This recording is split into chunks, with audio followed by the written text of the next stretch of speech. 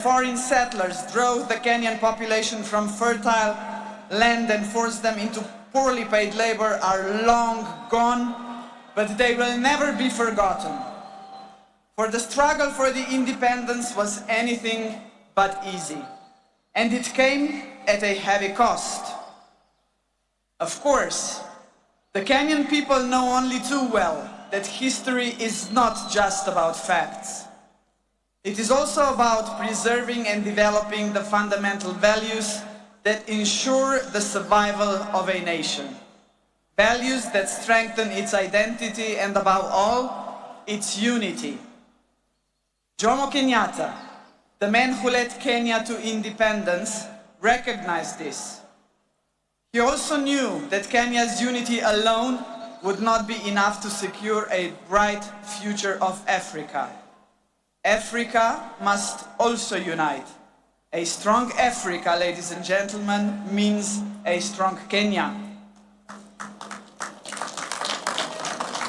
In this context, we must recall another milestone anniversary. The year 1945 not only marked the end of the Second World War. That year, 80 years ago, the Pan-African Federation was created. The founders of the Federation, including Jomo Kenyatta, sent a clear message to the world. 700 million people living under colonial rule and without rights had had enough. They demanded their place under the sun. One by one, the former colonies became sovereign and independent states, but the idea of African unity never faded, least of all in Kenya. What better proof of this vision than the most important project in African history to date, the creation of the African Continental Free Trade Area in 2018. Kenya was among the first countries to ratify the founding treaty. Mr. President, ladies and gentlemen, the lessons of the past shape our vision of the future. In the 1960s, the world experienced a wave of decolonization. Yet in many ways, colonialism, and if I may say so, a condescending attitude towards the newly independent states did not just cease to exist, but there was a way to build self-confidence and assert oneself on the world stage. My generation, ladies and gentlemen, grew up in former Yugoslavia. We still remember the non-aligned movement of the Cold War era, a large and respected group of countries, including Kenya, that defied the interests of the superpowers and former colonial powers. That spirit of non-alignment was vital then, and it remains relevant today. We live in a world where both old and emerging powers are yet again shaping the world before our eyes. All the rest of us, the smaller countries, must not just passively observe these developments. We must ask ourselves, what about us? Are we ready to raise our voices? And Mr. President, we are ready. Both our countries are preparing for the future, and we have chosen the right path.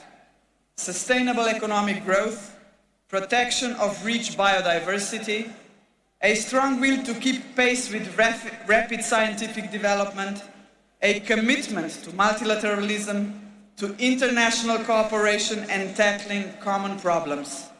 These are the values that unite us. As you know, Slovenia is currently serving as a non-permanent member of the United Nations Security Council. Our diplomats take their role seriously and responsibly. They speak out whenever injustice is done to people all over the world, whenever innocent lives are lost. Kenya, too, brings a rich, in many ways unparalleled experience in multilateralism. The international importance of the country is reflected in the fact that several United Nations agencies are based here. Both our countries believe in multilateralism because peace, justice and prosperity should not be the privilege of some at the expense of others. We are, after all, an international community, and in a community we look out for one another. And in a community, solidarity matters. In a community, cooperation must be our goal, not selfishness. In a community, peaceful settlement of disputes, not wars, must be the norm. Only such a united community will be capable of confronting the world's most urgent challenges, such as poverty and climate change, lack of access to basic needs and social exclusion. This is why we should be proud that there are several projects in which Kenya and Slovenia are working together to support each other in tackling this kind of challenges. Dear Mr. President, dear people of Kenya, the Slovenian people celebrate Madaraka Day with you. We are a young country, but we too have our own story of struggle for independence. We celebrate with you because we are both proud and confident nations, nations that revere the past yet look firmly to the future. We must not be discouraged by the troubled world in which we live. We should look for opportunities that lead to a strong economy, scientific progress, innovation and environmental protection. Unity and determination have brought us this far. They will take us even further. As late Kenyan and African literature giant Ngugi wa Thiong'o had said in his Dreams in a Time of War, believe in yourself is more important than endless worries of what others think of you. Value yourself and others will value you. Validation is best that comes from within. Happy Madaraka Day. Asante sana.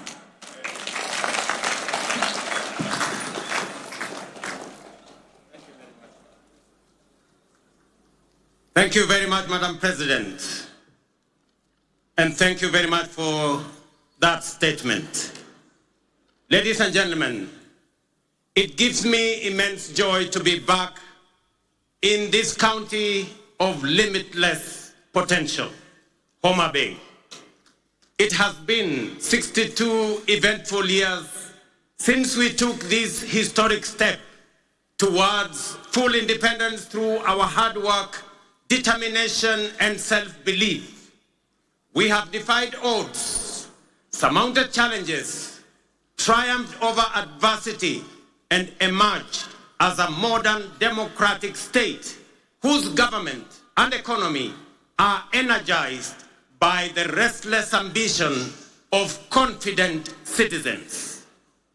Our forefathers knew, as we do, that we, the people, are the foundation, the pillars, and the engine of this nation, and that only we can do the work of building the Kenya we want. More critically, we understand keenly that this country is our home, and we have no other. This is why, wherever they go all over the world, Kenyans never forget their homeland and vigorously contribute to nation building. We are acutely aware that although we have given a decent account of ourselves since the first Madaraka Day, we are quite far from where we ought to have reached. It is time for us to reflect on the state of our collective self-belief as a people, because without it, we lose all the opportunities that come with Madaraka. We all know that Kenya is not short of imaginative strategies and bold visions. In fact, so good are some of our plans that other countries have successfully implemented them and achieved impressive progress. Our biggest problem has always been one of implementation and execution. The faith to believe in our plans for change, the courage to execute, and the patience and focus to get it done. Some do not believe that we deserve the good that comes with positive change. Others think we are too poor or even in the wrong part of the world.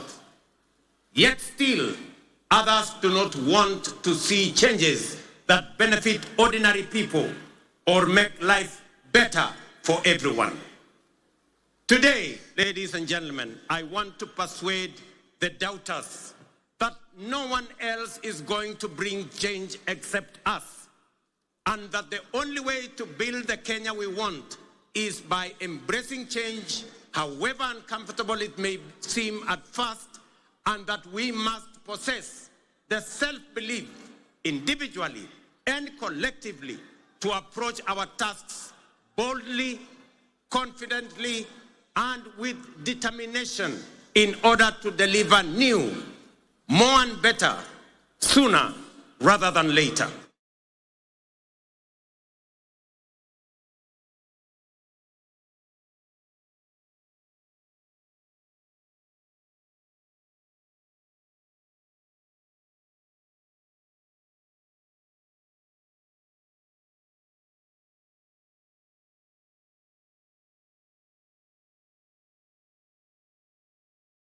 Today, it is a lived reality for millions of Kenyans, transforming lives and reshaping destinies across the country day by day. This agenda is the expression of a deeper yearning among Kenyans to take control of their own fate and break free from a long history of hopelessness, dependence, and exclusion. This renewal of our commitment to deliver on the fundamental mandate of Madaraka is inspired by the enduring spirit of self-determination through which we vow to give ourselves not only what was denied us during colonialism, but also what every citizen and every human being deserves. That is liberty, dignity, security, and opportunity. Madaraka affirms our collective faith, shared across generations of Kenyan patriots, that through hard work, innovation, and resilience, our farmers, traders, young people, workers, and professionals will rise to the occasion. With the strength of our imagination and effort, we can and must transform this nation with the imagination of our own minds and the work of our own hands. I speak to you today with a deep conviction that our country is firmly on the path to stability and progress. We have weathered turbulent times, navigated serious challenges, and through courage, policy decisions pursued with resolve, we have not only stabilized our economy, but also charted a clear course to long-term prosperity. Since August 2022, Kenya has recorded an average annual growth of an average of 5%, outperforming the global average of 3.3% and the regional average of 3.8%. Just last month, the International Monetary Fund projected our GDP to reach US dollars 132 billion. That is 17 trillion Kenya shillings, making us the largest economy in our region and the 6th largest economy in our continent. At the same time, inflation has declined sharply from 9.6% in October 2022 to 3.8% in May this year, well below our target of 5% and bringing welcome relief to households and businesses. This reflects the strength of our economic fundamentals and the impact of our bold reforms. During the same period, the shilling appreciated by nearly 20% against the US dollar, from Kenya shillings 162 to Kenya shillings 129, making it one of the best performing currencies in the world. The central bank rate has decreased from 13 to 10%, lowering the cost of borrowing and spurring private sector activity. Additionally, our foreign exchange reserves now stand at US dollars 10 billion, extending our import cover from 2.5 to 4 months.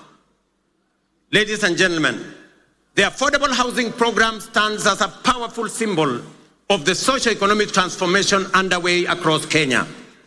Last week, I had the privilege of handing over keys to the first 1,080 social housing units in the new Mukuru estate in Nairobi.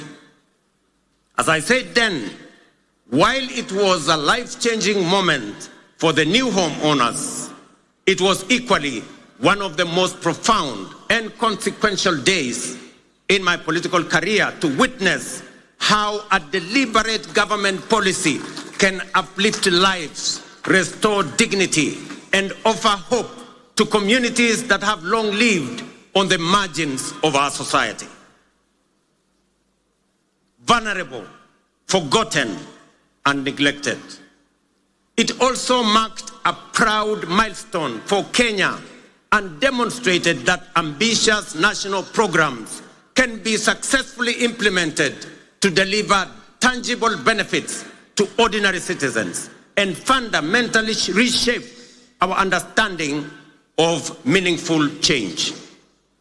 To see families move from the hardship of overcrowded slums to the relative comfort of permanent homes, complete with electricity, running water, and clean cooking gas, was a powerful reminder of what pro-people policies can deliver and the great things we can achieve together when we focus our thoughts and energy on possibilities and action rather than obstacles and doubt.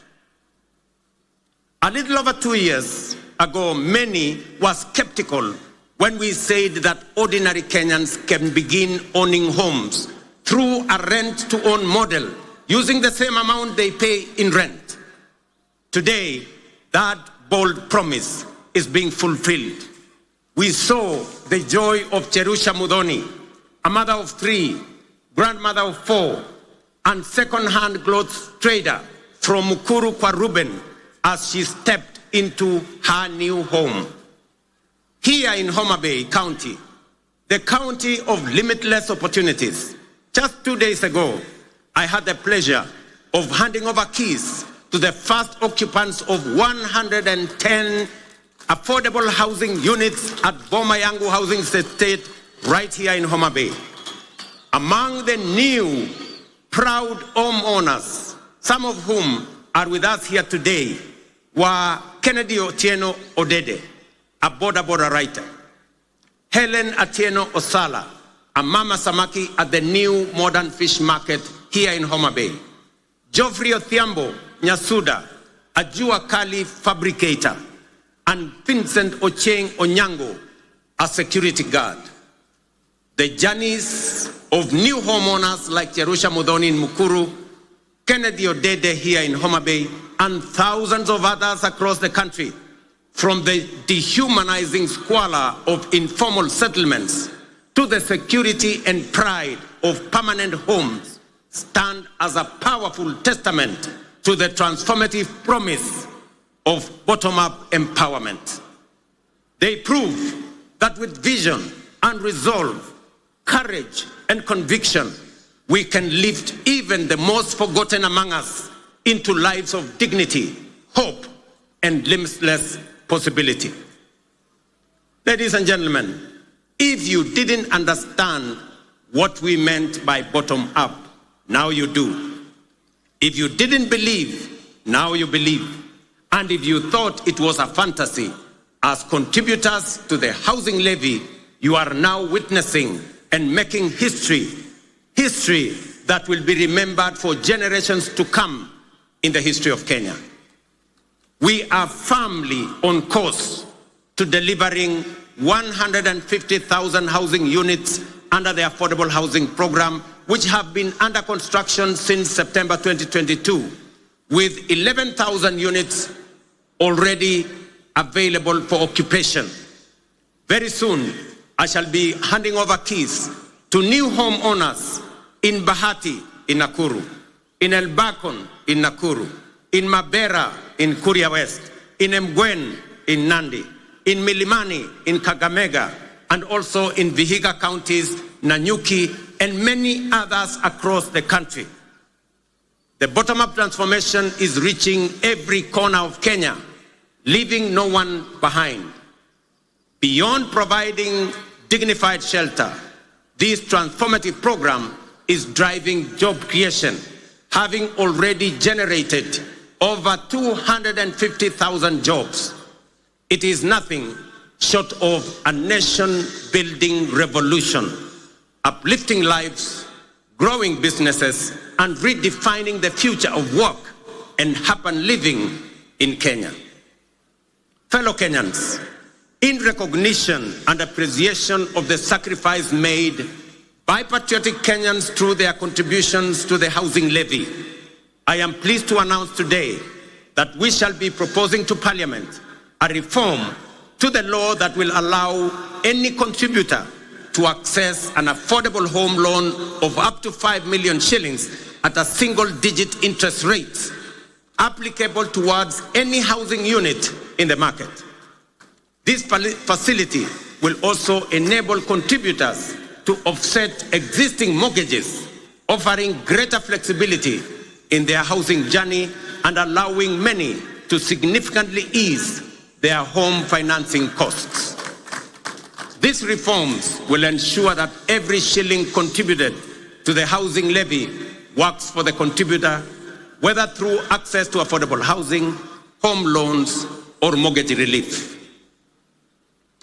Ladies and gentlemen, word is beginning to get out throughout the nation that SHA is working, by which citizens mean that the transition challenges and teething problems are now behind us, and universal health coverage is now serving Kenyans and leaving no one behind. Since the rollout of Taifa Care in October 2024, 23 million Kenyans have so far registered with the Social Health Authority, a resounding vote of confidence in our reformed healthcare model. We are now recording an average of 50,000 new registrations every day, a clear testament to the fact that Kenyans have embraced a system designed to guarantee access to quality, affordable, and dignified healthcare for all of us.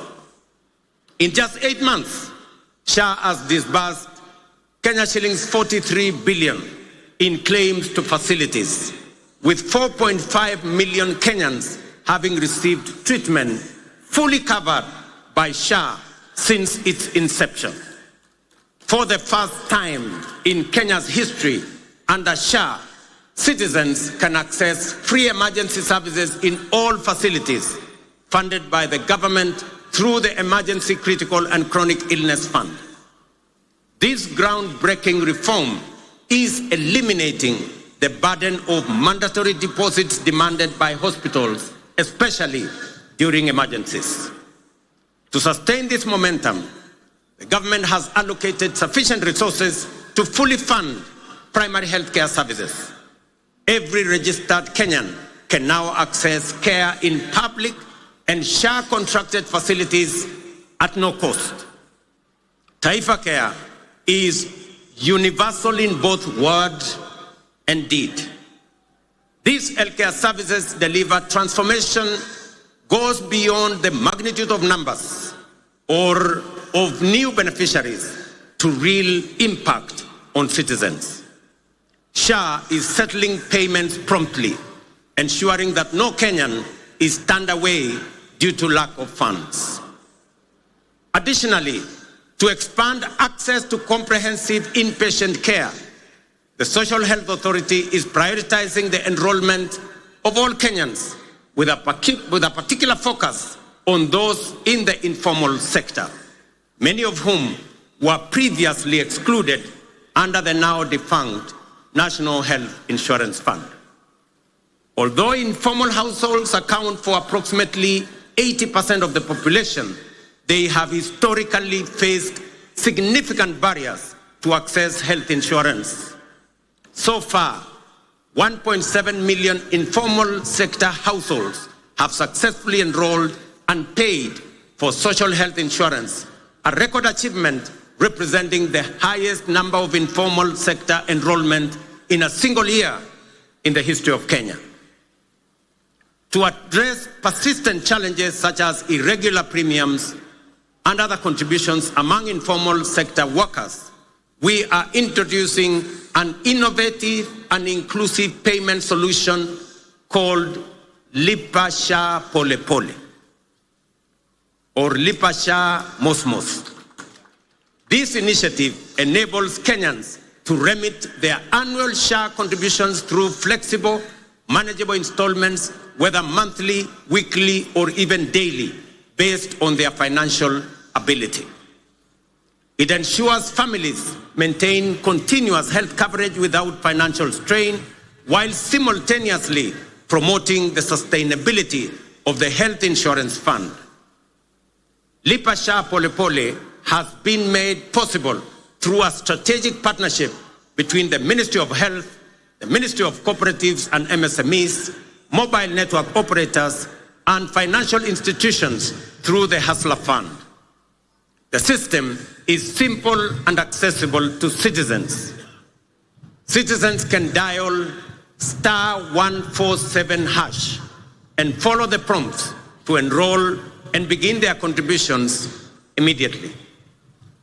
In addition to enhancing access to health insurance, we have prioritized the availability of essential medical equipment in public health facilities, moving away from the previous managed equipment services model, which placed maintenance and service delivery responsibilities solely on county governments. We have adopted a more efficient approach under the National Equipment Supply Program. Under this new model, the national government, working in collaboration with county governments, engages directly with equipment manufacturers and suppliers to deploy critical medical equipment based on county-specific needs. Payments are made on a fee-for-service basis aligned with the gazetted SHA tariffs. This output-based financing mechanism ensures that facilities are reimbursed only for actual services rendered, thereby enhancing accountability and guaranteeing the availability, functionality, and quality of medical services across public health institutions in our republic. I urge every Kenyan to take charge of their health by enrolling with the Social Health Authority so that together we can end the heartbreaking cycle where families are forced to auction their livestock, sell their land, or part with their life's possessions just to afford medical care. No Kenyan should choose between life-saving treatment and their dignity. Let us unite to build a healthcare system rooted in dignity, equality, and compassion, a system where access to care is a right, not a privilege for a few. Ladies and gentlemen, you will agree with me, fellow Kenyans, that the remarkable progress we are making in both affordable housing and Taifa Care has been made possible by the solidarity, trust, and commitment with which Kenyans have participated in and contributed to the realization of radical positive change on an unprecedented scale. The evidence before us of real progress with real impact on people's lives should encourage and inspire us to do even more together with greater confidence and to turn Kenya into the country we all aspire to belong. I extend my deepest gratitude to millions whose housing levy contributions are restoring dignity to fellow citizens who may never have had a dream of owning a decent home. I also thank all who support SHA and are helping us turn our vision of universal health coverage into a lived reality for millions across our country. Ladies and gentlemen, through strategic investments in agriculture, we are accelerating both growth and resilience in the sector. Fertilizer subsidies have boosted food production by 50%, while reforms in the coffee and sugar sectors have revived local industries, enhanced farmers' incomes, created jobs, and reinvigorated rural economies. Today, milk farmers are earning an average of 50 shillings per litre, up from 35 shillings 2 years ago. Coffee farmers are now earning up to 150 shillings per kilo, a remarkable increase from an average of 65 2 years ago. Tea earnings rose from Kenya shillings 138 billion in 2022 to 215 billion in 2024. Sugar production surged from 490,000 metric tons in 2023 to 815,000 metric tons in 2024, enabling us to reduce sugar imports by 70%, while increasing farmers' earnings from 50 billion to 90 billion.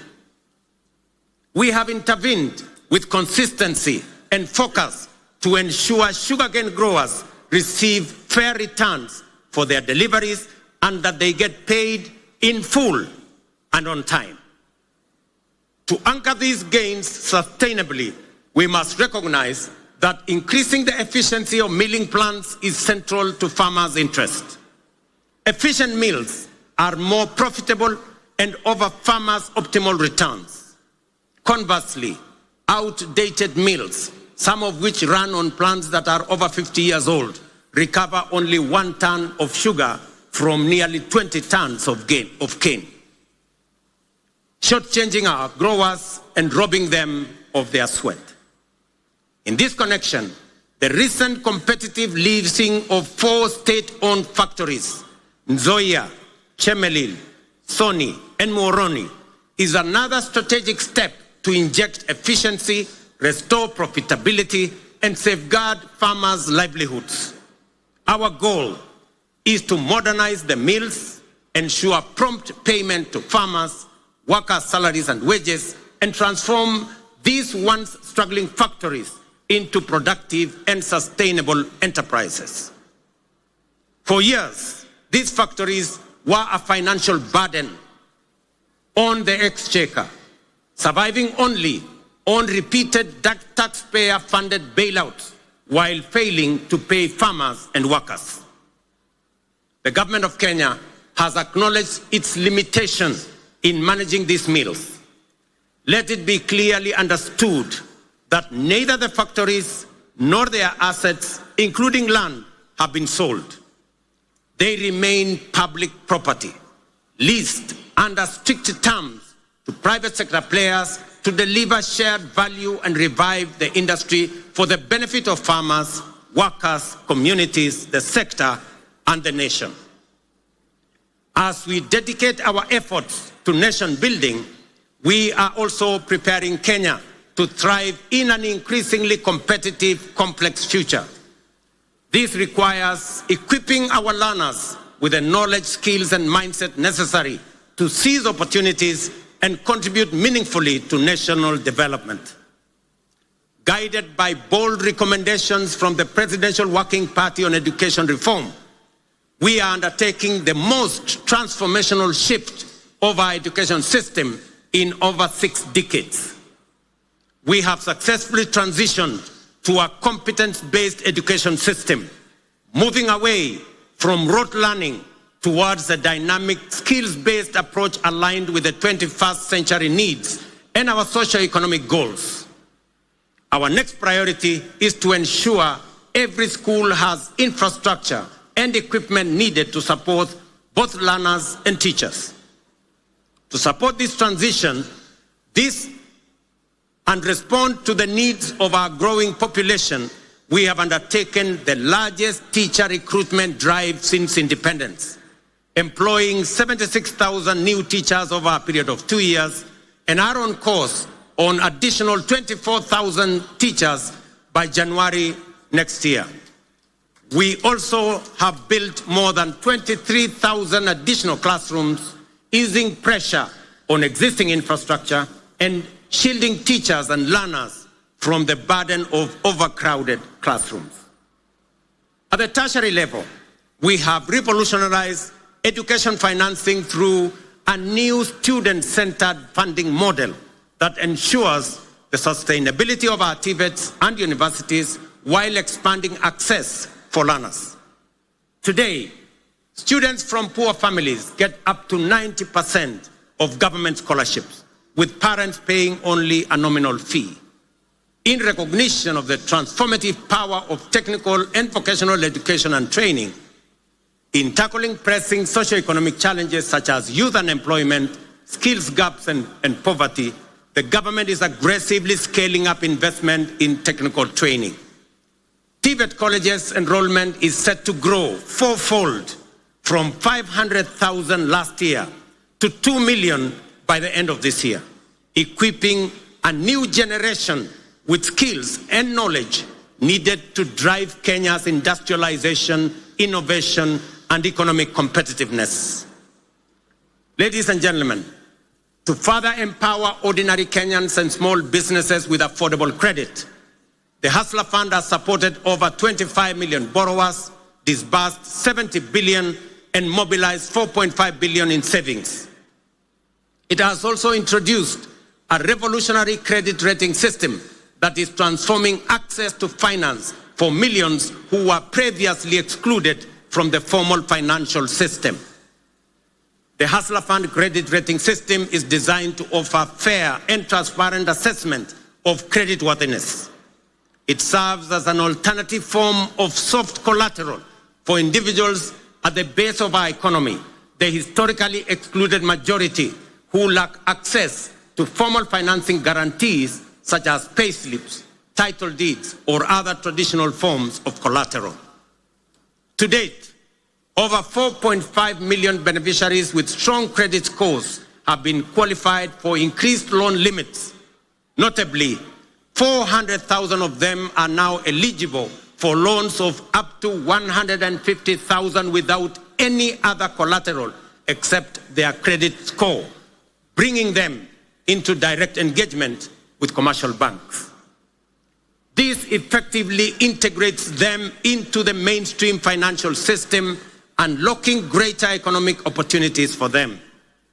As part of this financial empowerment program for those at the base of our economy, I am pleased to announce that in recognition of the immense potential of our young people, their critical role in the economy, and their capacity for creativity and innovation, the government of Kenya has partnered with the World Bank to roll out the 20 billion National Youth Opportunity Towards Advancement Project, commonly known as NYOTA. This initiative aims to empower over 800,000 young people aged between the ages of 18 and 29 years, and up to 35 years for those with disabilities, by enhancing their employability through skills, training, on-the-job experience, recognition of prior learning, and entrepreneurial development, and the promotion of a savings culture. The NYOTA project leverages the Hustler Fund platform and has already attracted over 1 million applicants for its business support component. This initiative targets at least 70 young people in every ward across Kenya, offering grant funding, business training, and market linkages. We have committed 5 billion Kenya shillings in grants to support 100,000 young people. Each will receive Kenya 50 shillings grant in seed capital to start their entrepreneurial journey by August this year. I am equally pleased to report to the nation that effective this week, we will commence the nationwide rollout of Climate Works, a bold and ambitious initiative aimed at engaging over 110,000 young people across the 47 counties in meaningful work that strengthens their nation's resilience, beginning with informal settlements. Launched last year in Nairobi, the program has recorded significant success and is now being expanded to the remaining 46 counties. Structured as a social protection program, Climate Works will engage youth to deliver vital public goods, including the construction of roads, the planting of trees, and the improvement of environmental sanitation within their localities. Through Climate Works, we are not just offering a paycheck for today. We are providing financial relief and a bridge to future opportunities, enabling young people to pursue their next steps, whether in launching a business, furthering their education, or stepping into long-term employment. So vijana wa Homabay, mujipange kuanzia next week. Ile ilikuwa inaitwa kazi mtaani, sasa itaanza Kenya mzima, na vijana 110,000 watapata nafasi ya kushiriki katika kazi hiyo. Ladies and gentlemen, the blue economy is a central pillar of the bottom-up economic transformation agenda with vast potential for job creation, food security, revenue generation, and rural development. Many nations have leveraged their marine resources for prosperity. It is time for Kenya to do the same.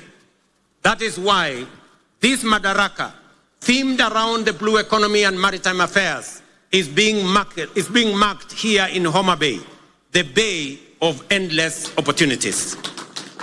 When we speak of unutilized opportunities and untapped potential in the blue economy, Homabay in many ways mirrors the promise of Kenya itself.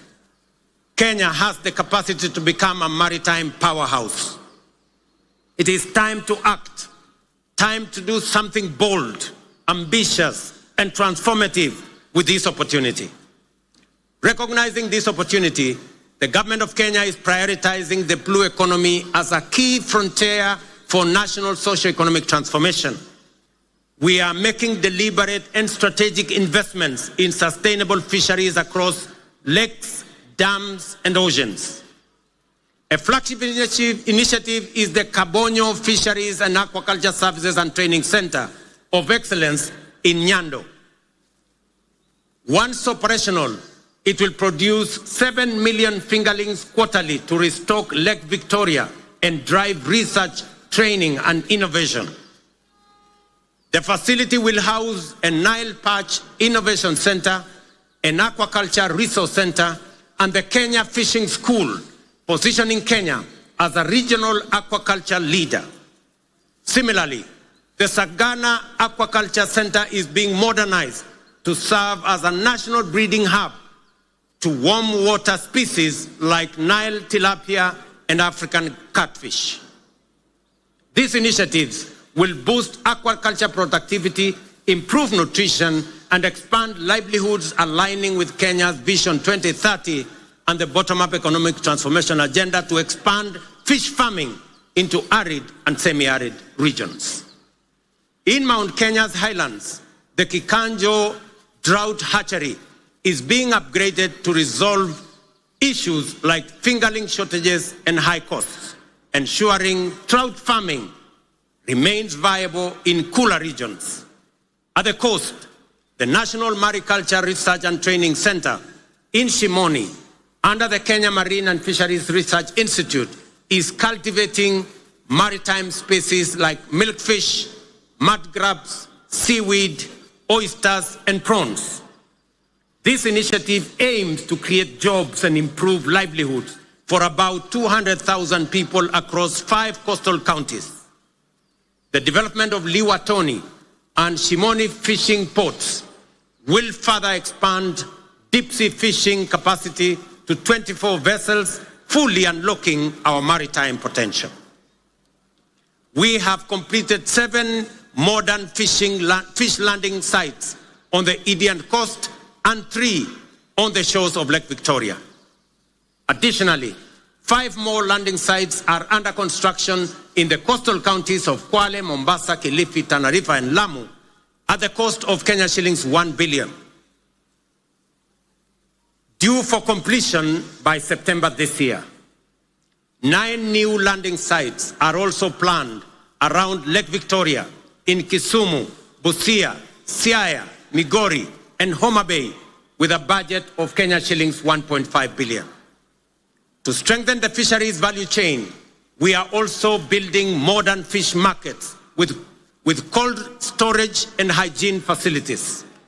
In the coast, markets are being constructed in Likoni, Malindi, and Kibuyuni. In Turkana, we are developing markets in Kalokol and Lowerangak, alongside fully equipped landing sites in Kalokol and Loyangalani. Collectively, these investments aim to cut post-harvest fish losses, currently estimated at between 30% and 40%, and create new economic opportunities for women and young people. The blue economy currently contributes 36 billion to our economy, which is only 0.6% of our GDP, but has the potential to contribute Kenya shillings 400 billion through both capture and culture fisheries. To meet this rising demand and ease pressure on wild stocks, we are promoting cage farming in Lake Victoria. As of 2024, over 4,000 cages have been established in Kisumu, Siaya, Homabay, Migori, and Busia, producing 12,000 metric tons annually, mostly of Nile tilapia. Ladies and gentlemen, over the past 2.5 years, we have constructed 1,800 kilometers of new tarmac roads and maintained over 134,000 kilometers, surpassing our targets, unlocking markets, empowering rural communities, and supporting key sectors such as agriculture and housing. Discussions have been concluded on the extension of the standard gauge railway from Naivasha to Kisumu and onward to Malaba. Additionally, by July this year, construction will commence on the dual carriageway from Rironi to Mau Summit, eventually extending through Eldoret to Malaba. Ladies and gentlemen, as we often say here in Kenya, any time is tea or coffee time, which explains why instant coffee is a favorite for many. Yet we must all agree that while instant coffee is good, there are no instant solutions to the enduring and demanding tasks of nation building. Real change takes plans, persistence, and discipline. Promises must be followed by action and the willingness, discipline, and grit to do what is necessary day by day. Above all, we must overcome the fear of change, knowing that today's world demands courage, conviction, and bold leadership. The transformation underway throughout our country is real and considerable. Profound change is taking place before our eyes. Our children are getting quality education and relevant education. By January next year, we will have employed 100,000 teachers, the highest number in our nation's history, to help build the workforce of the future. Roads are connecting communities. Electricity is reaching every village. Dignified homes are rising across counties. Farmers are feeding the nation. Millions now access quality health care without barriers. Border riders are getting affordable credit, and Mama Mboga are thriving in modern markets nationwide. This is bottom-up economic transformation in action. No longer a distant dream, but a lived reality for millions of hard-working Kenyans whose dreams are now within reach.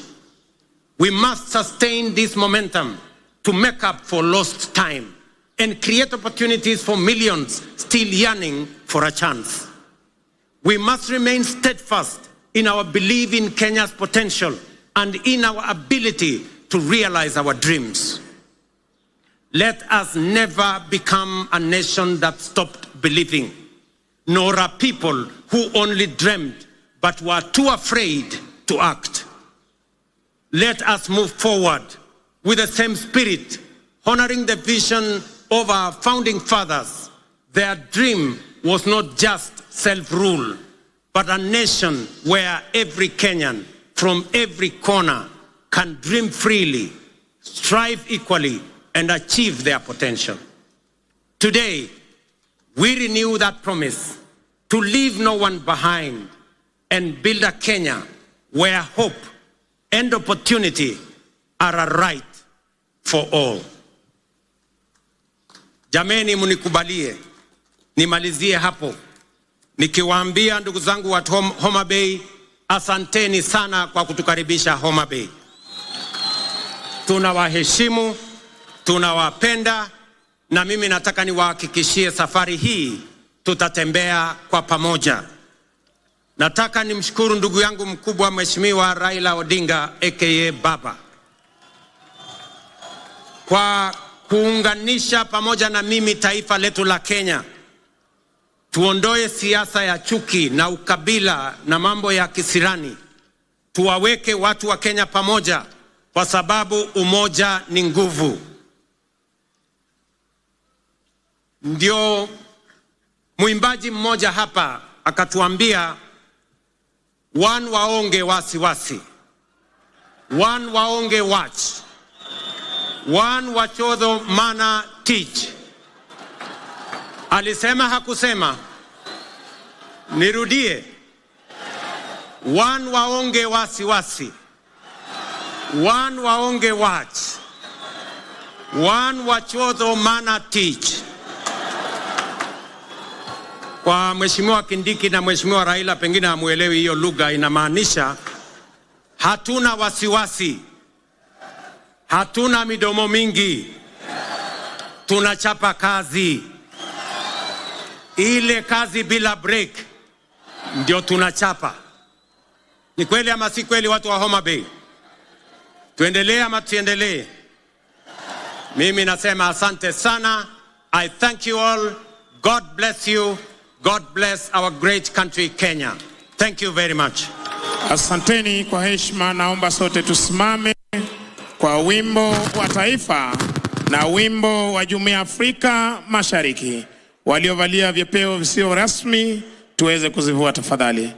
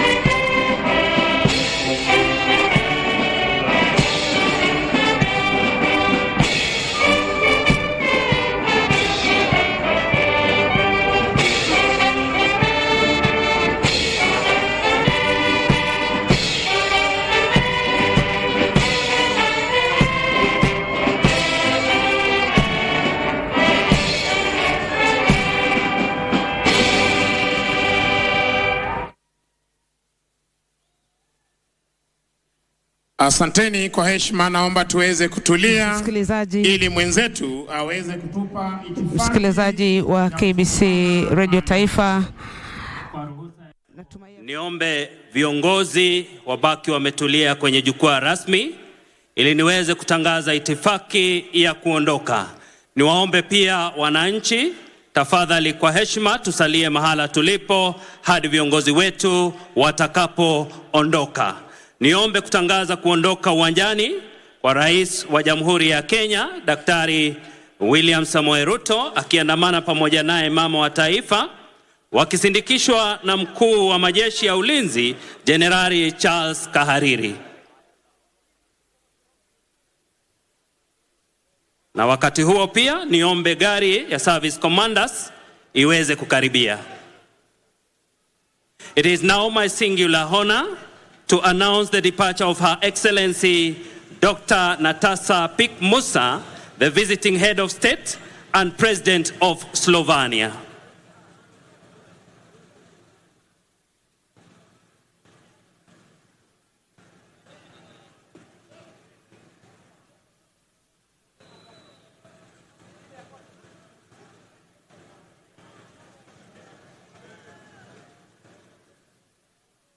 Nafasi hii ataondoka naibu rais Profesa Kithure Kindiki akiandamana pamoja naye Daktari Joyce Kindiki.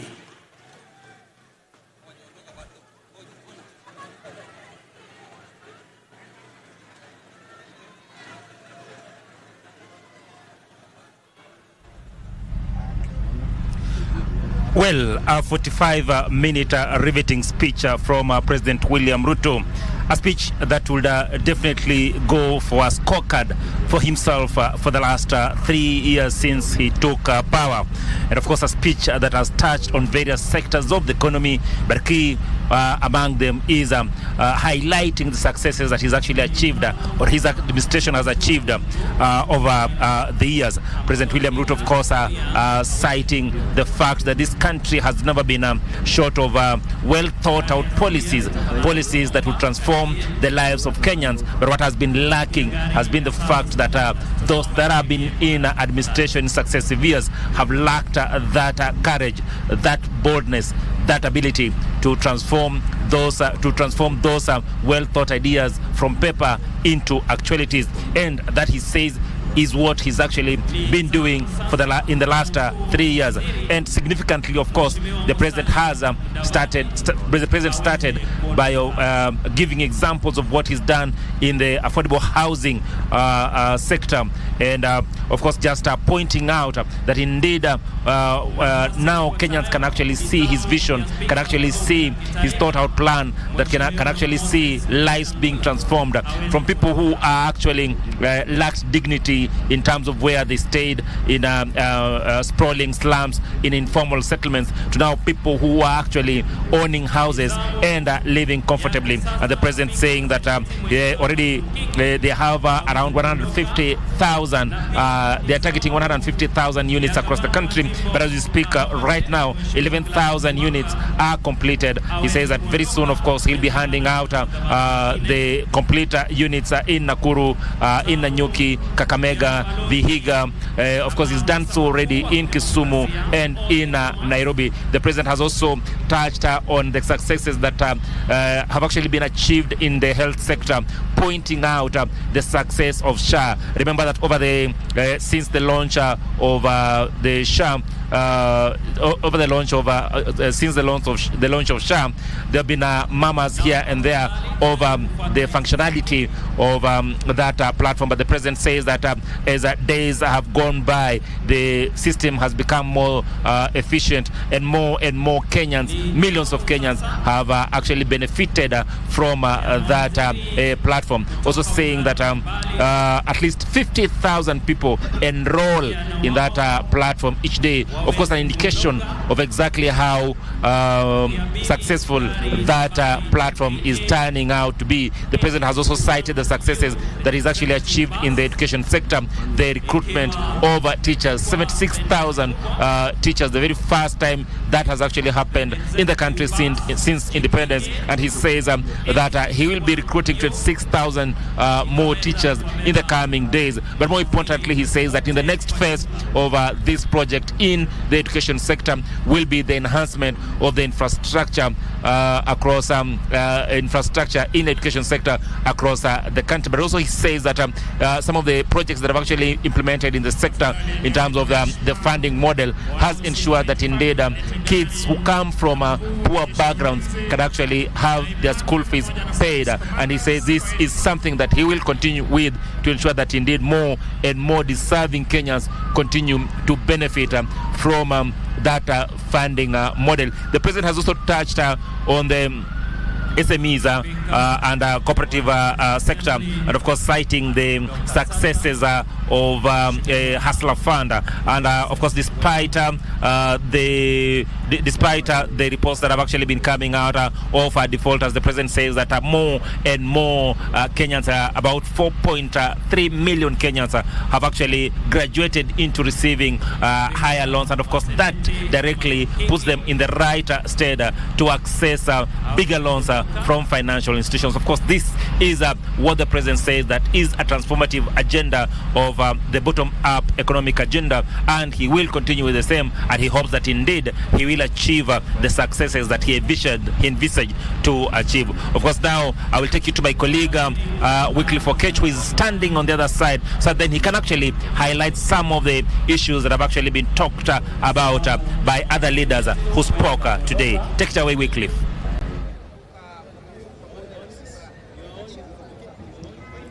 Well, very much thank you for keeping it to Channel 1 for the Madaraka Day celebrations that have been coming to you live from the Raila Odinga Stadium right here within the Homabay County, or Homabay Town within Homabay County. This is a day that the Homabay residents and the entire country have been looking forward to, and we have heard the speeches from various speakers throughout the ceremony, whether the celebrations here. We have heard the president speak, but beside him we've heard the former Prime Minister Raila Odinga, we have had the Deputy President Professor Kithure Kindiki, and also the special guest to this gracing this particular celebration, that is the Slovenian President, also making their remarks, and all of them have all urged for unity and peace, for collective growth for the entire country to move forward progressively, both economically and also in the political leadership. More specifically, Raila Odinga, who is the partner, who partnered with President William Ruto under the broad-based government. You all understand that the former Prime Minister Raila Odinga is a leader, quite a remarkable leader in this region, and he's also had this speech. In that speech, he has called for the full devolution of resources to support the roles of the function, or rather the functions of the county government, for better service to the ordinary Kenyans. And that is where we wrap it up from this point. On this note, I'm handing you back to studio for the lunchtime news that was delayed due to this celebration. Keep it Channel 1 for the lunchtime update. Wakaweza kuabiri buses. Tutukufu Kenya tunayoipenda.